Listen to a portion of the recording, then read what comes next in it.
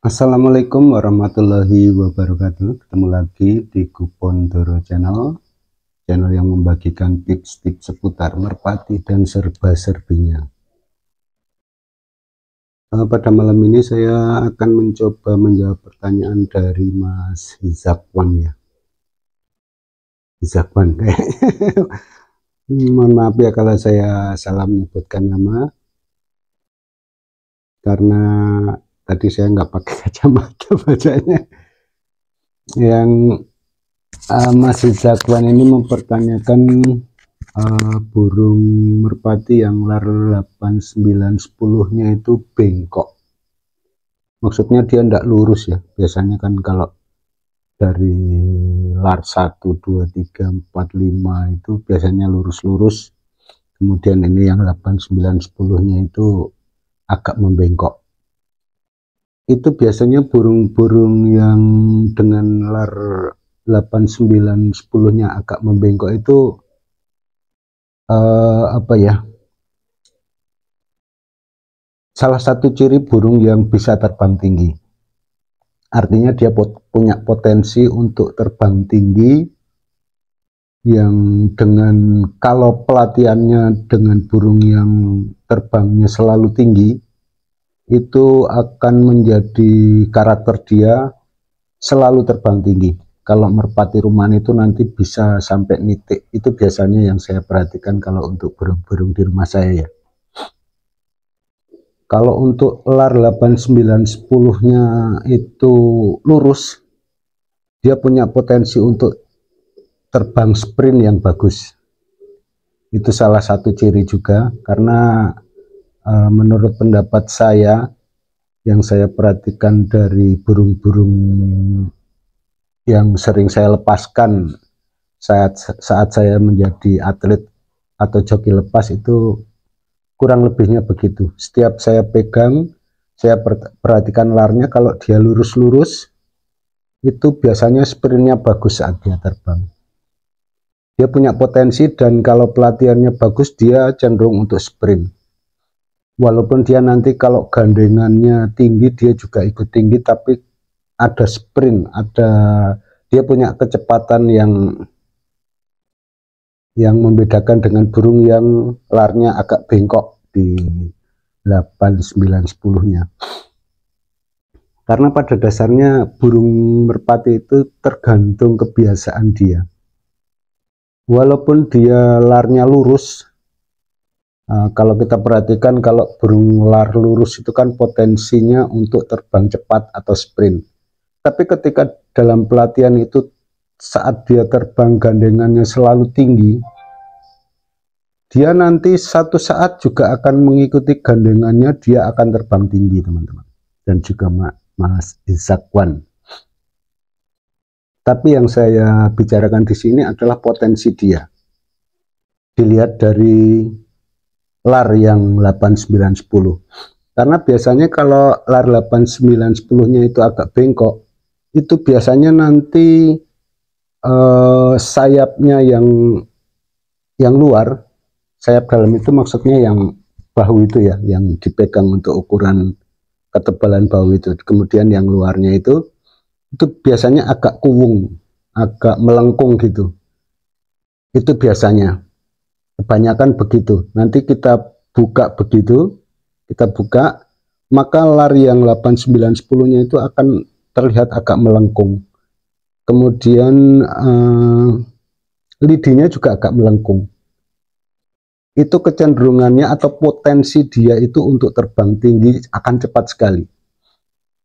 Karena nanti kalau latihannya dia selalu sama burung yang sprint dan terbangannya pendek, itu dia lama-kelamaan dia akan mengikuti atau terbiasa terbang pendek dan juga sprint. Tapi untuk sprintnya biasanya kalah cepat sama yang larnya di 8, 9, 10 itu lurus. Karena mungkin gesekan dengan udaranya itu lebih apa ya, kalau untuk aerodinamisnya itu untuk kecepatan lebih bagus yang larnya lurus, dan dia cenderung tidak kuwung kalau yang larnya lurus itu. Kalau yang larnya agak membengkok itu biasanya cenderung untuk kuwung. Jadi di situ perbedaannya.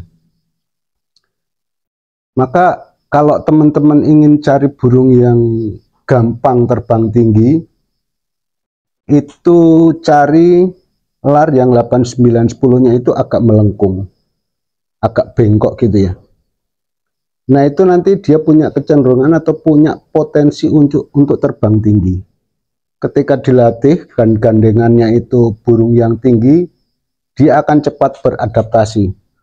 Kecuali kalau dia memang sudah dari dilatih untuk terbang rendah, untuk dijadikan balap sprint, itu biasanya dia juga akan terbang pendek terus ya, terbang rendah terus.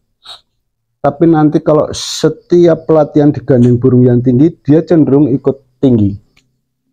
Mungkin waktu yang dicapai burung itu untuk menjadi tinggi lebih cepat daripada yang larnya lurus. Dia sudah terlanjur dilatih dari untuk sprint, untuk terbang pendek, untuk balap. Itu nanti latihan untuk meninggikannya lebih lama daripada yang larnya kuwung, yang bengkok itu tapi baunya apa ini tadi saya sebut ya, sayapnya yang luar itu dia kuwung ya, itu akan cenderung cepat tinggi untuk dilatih. Itu ya Mas Izakwan dan juga teman-teman, coba kalau teman-teman dan Mas Izakwan itu pengen cari burung yang cepat lambung, coba cari yang sayap luarnya melengkung, kemudian untuk lar 8, 9, 10-nya juga yang agak bengkok, jangan yang lurus. Karena biasanya memang kalau yang kuwung itu larnya memang bengkok, jadi nggak masalah ya Mas Zakwan ya. Itu justru menjadi satu patokan bagi kita untuk mencari burung yang cenderung cepat lambung atau cepat tinggi. Itu apalagi didukung bulu yang tebal, kemudian larnya lebar, tebal, kemudian lapisan lilinnya juga bagus. Itu nanti akan mendukung kemampuan dia untuk terbang tinggi, dan biasanya nanti juga kencang kalau merpati itu lapisan lilinnya bagus, tebal.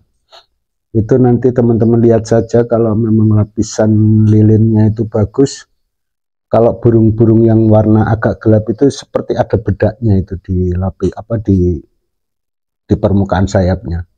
Itu tanda-tanda, salah satu tanda kalau burung itu lapisan lilinnya tebal atau bagus. Dan juga dipegang akan terasa ngelenyet ya. Ngelenyet itu bahasa Jawa, kalau bahasa Indonesianya halus kayak nyetro gitu. Kemudian saat air jatuh di permukaan bulu itu akan langsung terbuang, dia tidak membasahi sayapnya atau bulunya. Karena kalau bulu yang cepat basah itu biasanya dia karena bulu jenis-jenis basah, lapisan lilinnya kurang banyak. Itu ya Mas Izakwan dan juga teman-teman. Coba kalau mau cari burung yang gampang dilatih untuk segera terbang tinggi, cari yang larnya kuwung, sayapnya kuwung, larnya yang agak bengkok, yang 8, 9, 10-nya. Apalagi nanti kalau ujungnya itu rata, itu nanti bisa cepat stabil dan kestabilannya itu sangat bagus. Itu yang saya perhatikan kalau saya sedang ngelepasin burung itu ya. Dan juga saat saya dulu bermain merpati untuk rumahan, saya cenderung cari yang larnya ininya kuwung untuk sayapnya, dan juga cari yang tebal, cari yang lenyat. Kemudian saat dilatih selalu gandengkan, ini untuk rumahan tapi ya, gandengkan burung yang terbangnya tinggi, dilatih dari jarak dekat sampai jauh, nanti dia akan cepat sekali ngikutin tinggi juga. Itu yang saya ketahui ya Mas Izakwan dan juga teman-teman. Semoga ini bermanfaat bagi teman-teman sebagai referensi untuk mencari burung terbang tinggi. Untuk kecepatan turunnya itu nanti tergantung dari rapaan dan lain-lain. Oke, semoga ini bermanfaat. Akhir kata, wassalamualaikum warahmatullahi wabarakatuh.